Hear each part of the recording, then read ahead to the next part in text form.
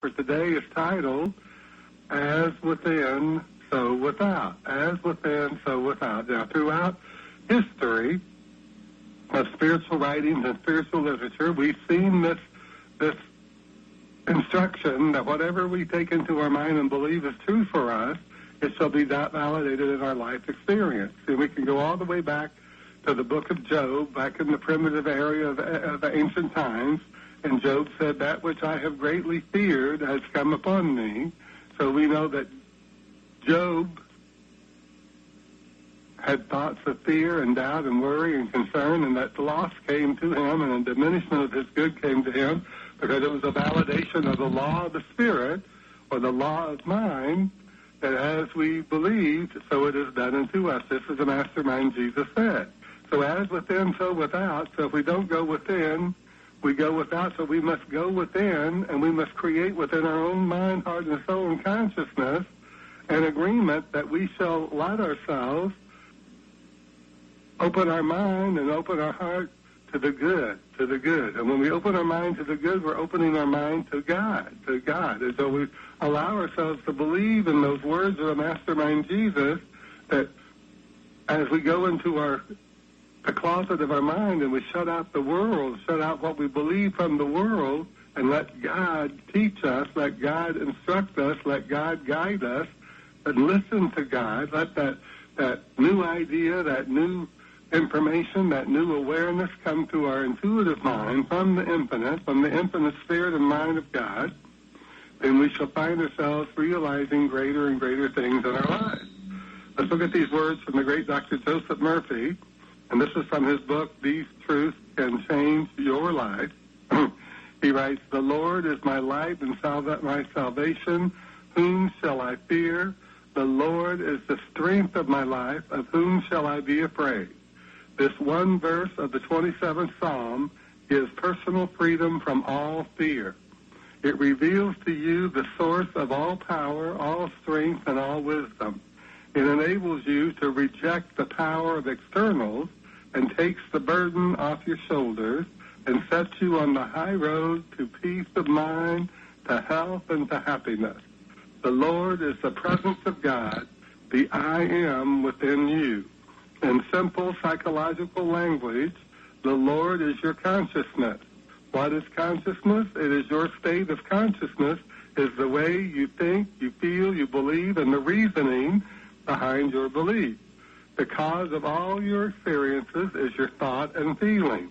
So refuse to give power to conditions or circumstances in the external world. Your thought initiates causation. There is no power to challenge omnipotence, which is the all-power of God. Therefore, there is nothing to fear. But we must take it into our mind. Now, Dr. Murphy gives us these wonderful words, but it's up to us to take the time to sit and be still and to nurture and foster that greater idea, that there's something greater for us, something more for us to realize in our life.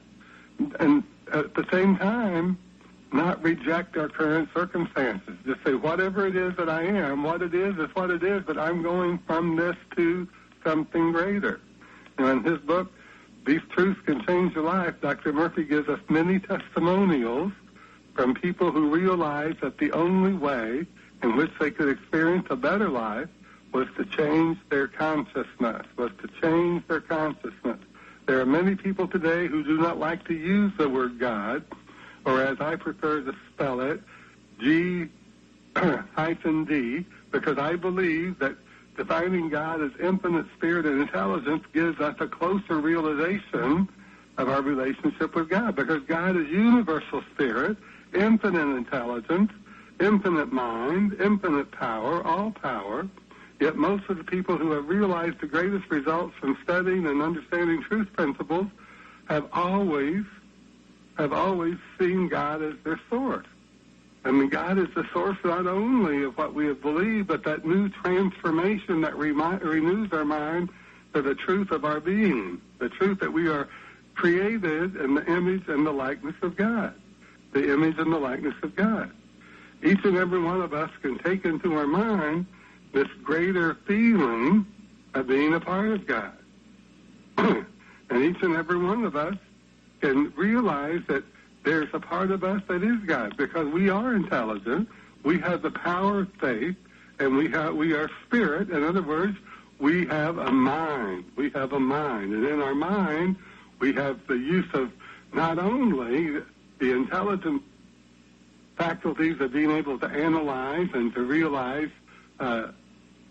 all manner of knowledge, but we also have the faculty of imagination. Imagination, our divine imagination, can take us from all sorts of things into the greater things of life, all sorts of calamities into solutions, all sorts of things, because God is always listening to our heart, and through our imagination we can create that feeling, that earnest desire to have God be a part of our life in a greater way. God is love and God is law. Love gives us the idea. Love gives us the desire. Law is that law of mind, the Lord, that we build in our consciousness that draws to us all things necessary. And the American healer and teacher Joel Goldsmith writes in his notes, the first glimpse into the heaven of here and now is the beginning of the ascension for us. This ascension is understood now as a rising above the conditions and experiences of this world, and we behold the many mansions prepared for us in spiritual consciousness, in the awareness of reality. We are not bound by the evidence of the physical senses. We are not limited to the visible supply. We are not circumscribed by visible bonds or bounds. We are not tied by visible concepts of time or space. Our good is flowing from the infinite invisible realm of spirit, soul, to our immediate apprehension. Let us not judge of our good by any so-called sensible evidence. Out of the tremendous resources of our soul comes the instant awareness of all that we can utilize for abundant living. No good thing is withheld from us as we look above the physical evidence to the great invisible. Look up, the kingdom of heaven is at hand. Now, it's interesting, Joel Goldsmith wrote that the kingdom of heaven is at hand, and look up, as this is the foundation of Jesus' teaching, according to what Reza Aslan wrote in his historical look at the Jesus of Nazareth. It is noteworthy that critics of Aslan's book are many, but I believe he was able to give us the greatest evidence of Jesus' healing work than any other book I have read about the historical Jesus. And in this, we can know that facts can change, but the truth does not. Facts change, but the truth does not, and that which is true is always true. Goldsmith gives us insight into how our soul is affected by truth. We don't have to argue for our good, but we do have to realize that no good thing is ever withheld from us. Now, this does not mean that God answers some prayers or desires and not others. This defies the nature of God's law. What it does tell us is that we must hold within our heart the feeling of having, and that is necessary for us to live that and the abundant life. And in our mind, we must foster the state of knowing that is the truth, that nothing is ever withheld from us. If we can just take that into our mind and realize, this as Jesus did when he gave us the Lord's Prayer, which is the key to life, you give us this day our daily bread. And that daily bread symbolizes the abundant life, the joyful life, the good life, and the wonderful life. Now, there are those who seek the truth with such passion and interest that they never say a prayer or write an affirmation until they experience a healing. That is, something changes for the better in their lives because they are feeding their mind the truth, and this truth begins to validate in their lives as they accept it to a greater measure. In reality, the truth doesn't change the conditions, circumstances, and issues that we're confronted with. It just changes our consciousness, and the more developed consciousness of truth is automatically outpictured in our life experiences, as within, so without. Just as this is every great teacher and mystic has taught us, so we know that we must go within and build within our mind that greater realization of the kingdom of God within us. Just as Jesus said, the kingdom of God is within you, not low here or low there. So let's go back to these words from Dr. Murphy from his book, These Truths Can Change Your Life. And he's quoting the 27th Psalm, the Lord is my light and my salvation. The Lord is my light and my salvation. Now, we know that light is intelligence. Light is intelligence. The Lord is my intelligence and my salvation, which means that when I think intelligently towards God, then I shall find myself realizing a greater good. The Lord is my light and my salvation. Whom shall I fear? The Lord is the strength of my life. Whom shall I be afraid? Dr. Murphy tells us this one verse of the 27th Psalm gives personal freedom from all fear. It reveals to you the source of all power, strength, and wisdom. It enables you to reject the power of externals, takes the burden off your shoulders, and sets you on the high road to peace of mind, health, and happiness. The Lord is the presence of God, or the I am within you. In simple psychological language, the Lord is your consciousness. What is consciousness? Your state of consciousness is the way you think, the way you feel, the way you believe, and the reasoning behind your belief. The cause of all your experiences is your thought and feeling. Refuse to give power to conditions, to circumstances, and the external world.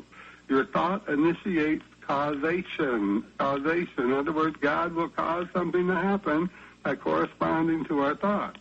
There is no power to challenge omnipotence, which is the all power of God. Therefore, there is nothing to fear.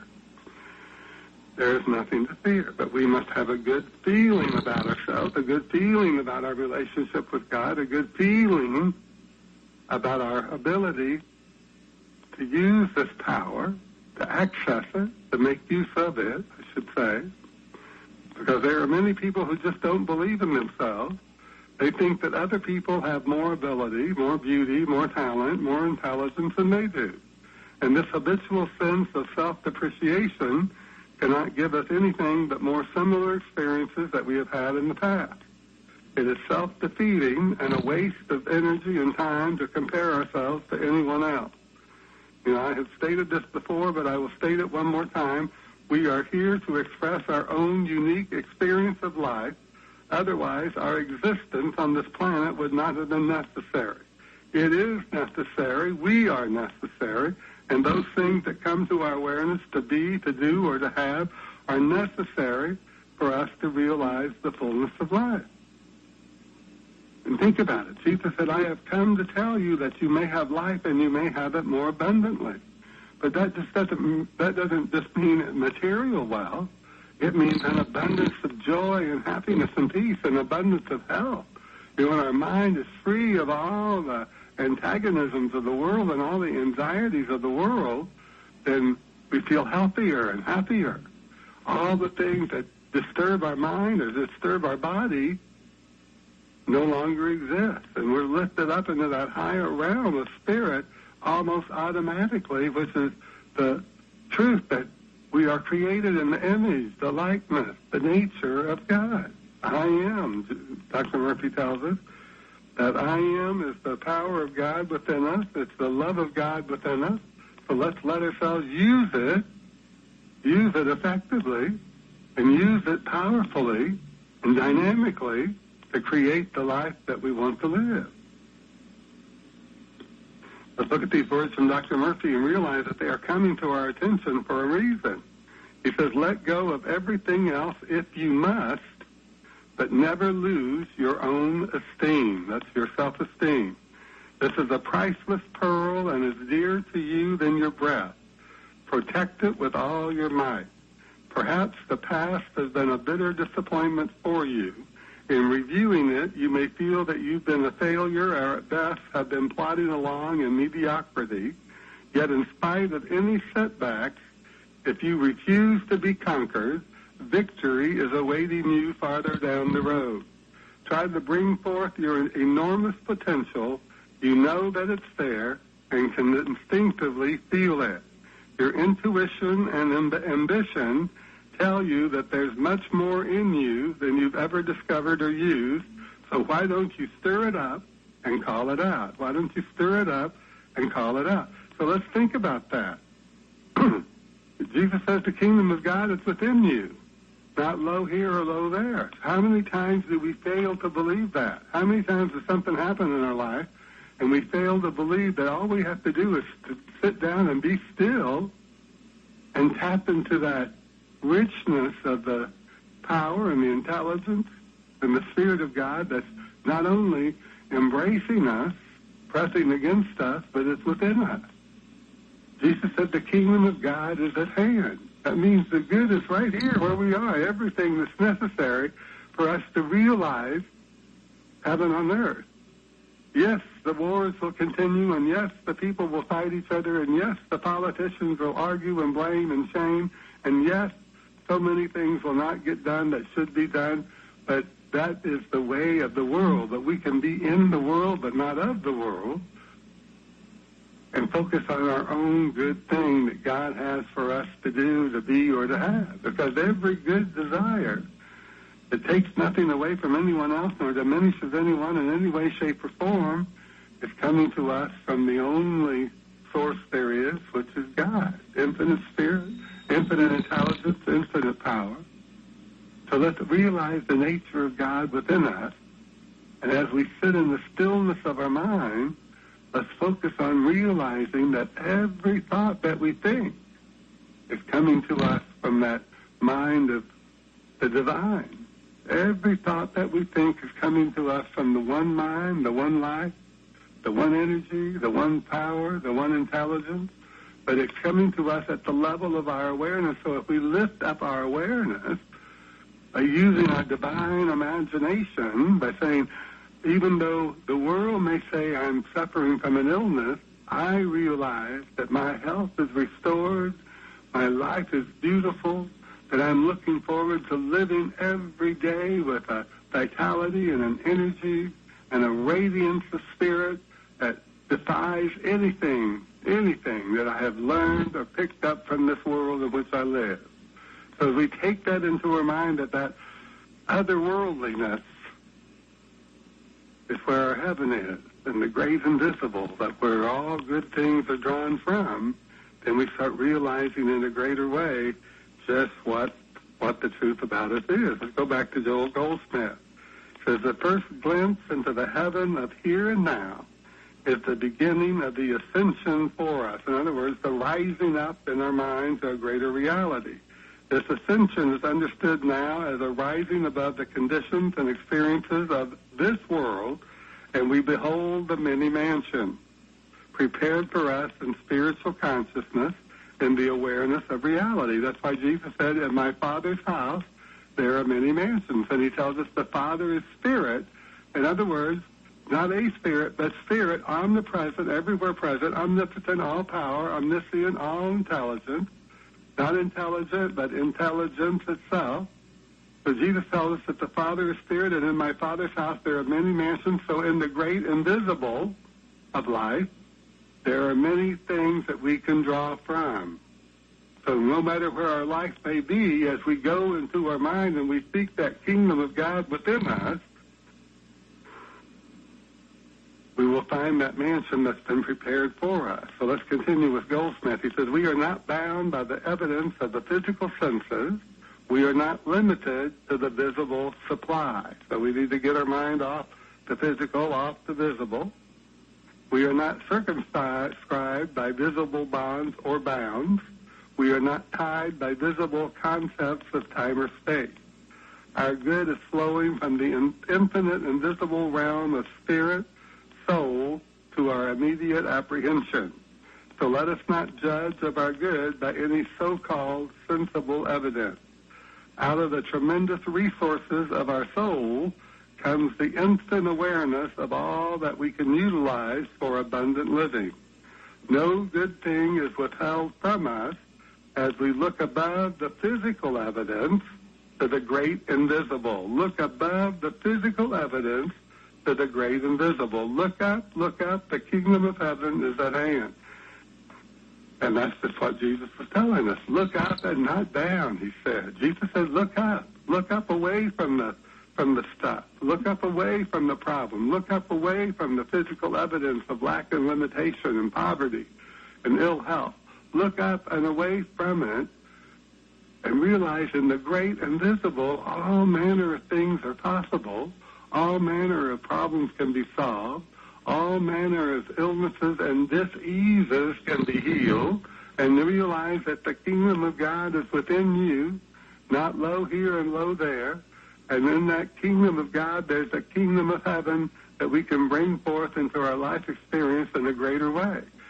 We're not here to live a life of unfulfilled desires. We are not here to live a life of struggle and strife. We're not here to be tested. We're here to be gifted.